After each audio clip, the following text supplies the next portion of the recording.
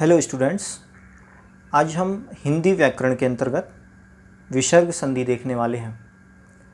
यहाँ विसर्ग संधि का परिवर्तन बहुत सारे वर्णों में होता है, जैसे कि कभी कभी विसर्ग को ओ हो जाता है, तो कभी विसर्ग को रा हो जाता है, तो कभी विसर्ग को तालव्य शा हो जाता है, तो कभी दंत सा हो जाता है, तो कभी मूर्धन्य शा भी हो जाता है, और तो और कभी कभी विसर्ग का लोप भी हो जाता है।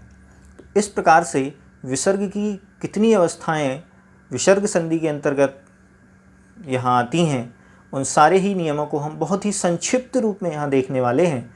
तो चलिए चलते हैं विसर्ग संधि का पहला नियम।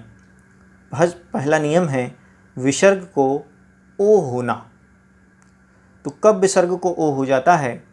जब विसर्ग के पहले छोटा आ हो और बाद में छोटा आ, वर्ग का तीसरा, चौथा, पांचवा वर्ण या रा, ला, वा और हा, यदि इनमें से कोई वर्ण आता है तो हम छोटा आ और विसर्ग को हटा करके उसकी जगह ओ कर देते हैं। जी हाँ, ध्यान देना, यहाँ विसर्ग और छोटा आ दोनों ओ में परिवर्तित हो जाते हैं। इसी प्रकार से अगला नियम है विसर्ग को रा होना। जब विसर्ग से पहले कोई स्वर हो, लेकिन वो स्वर छोटा आ और बड़ा आ से भिन्न होना चाहिए। जी हाँ, तो छोटा आ बड़ा आ से भिन्न कोई स्वर यदि विसर्ग से पहले आता है और उसके बाद कोई भी स्वर वर्ग का तीसरा, चौथा, पांचवा वर्ण या फिर या, रा, ला, वा, हा, इनमें से कोई वर्ण आता है तो हम विसर्ग को रा में परिवर्तित कर देते हैं। जी हाँ, ध्यान देना, यहाँ स्वर परिवर्तित नहीं होता है, सिर्फ विसर्ग ही परिवर्तित होता है रा में। चलिए अगले नियम की तरफ चलते हैं कि विसर्ग को तालव्य शा हो जाना। यदि विसर्ग से पहले कोई स्वर है और बाद में चा या छा या फिर तालव्य सा ही आ जाए तो हम विसर्ग को तालव्य सा में चेंज कर देते हैं। इसी तरह से विसर्ग को दंत सा होना। यदि विसर्ग के बाद ता या दंत सा आता है तो हम विसर्ग को दंत सा में ही परिवर्तित कर देते हैं। इसी तरीके से विसर्ग को मूर्धन्य शा होना। यदि विसर्ग से पहले ई और ऊ है और विसर्ग के बाद का, खा, टा, ठा, पा या फा है तो हम विसर्ग को मूर्धन्य शा में परिवर्तित कर देते हैं।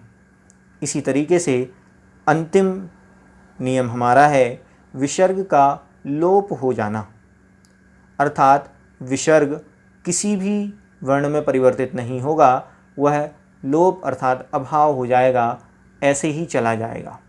तो ऐसा कब होता है कि जब विसर्ग से पहले छोटा आ और बड़ा आ हो और विसर्ग के बाद कोई भिन्न स्वर यदि इनसे आ जाता है तो हम विसर्ग को मूर्धन्य शा में चेंज कर देते हैं। या फिर विसर्ग के बाद कभी रा आ जाता है तो भी हम विसर्ग का लोप कर देते हैं, लेकिन इसमें एक परिवर्तन और होता है कि विसर्ग के बाद यदि रा आता है तो विसर्ग के लोप के साथ साथ उस शब्द के पहले या उस शब्द में जो भी स्वर है वो स्वर दीर्घ हो जाता है। तो पूर्व का स्वर दीर्घ होना और विसर्ग का लोप होना, ये दोनों ही काम रा आने पर होते हैं। इस प्रकार से ये हमारे कुछ विसर्ग संधि के नियम यहाँ शॉर्ट में हुए हैं, जिनमें हमने देखा कि कभी कभी विसर्ग को ओ हो जाता है, तो कभी विसर्ग को रा हो जाता है, तो कभी विसर्ग को तीनों प्रकार के सा अर्थात मूर्धन्य शा, दंत सा और तालव्य शा में भी परिवर्तित कर दिया जाता है। इसमें एक ही बात बहुत इंटरेस्टिंग है कि जब कभी भी विसर्ग के बाद कोई भी सा, तीनों में से कोई भी सा आता है तो विसर्ग को वही वाला सा डबल कर दिया जाता है। इस प्रकार से और अंतिम रूल हमने विसर्ग का लोप होना देखा है। यहाँ हमारे विसर्ग संधि के पूरे नियम समाप्त होते हैं और अगली वीडियो में आपके लिए उदाहरण की लेकर के आने वाला हूँ, जिसमें आपको तीनों ही संधियों के उदाहरण विच्छेद के साथ और विच्छेद के ही साथ साथ कौन सा नियम उसमें घटित हुआ है ये हम देखने वाले हैं उदाहरणों में। तो इंतज़ार कीजिए अगली वीडियो का। धन्यवाद।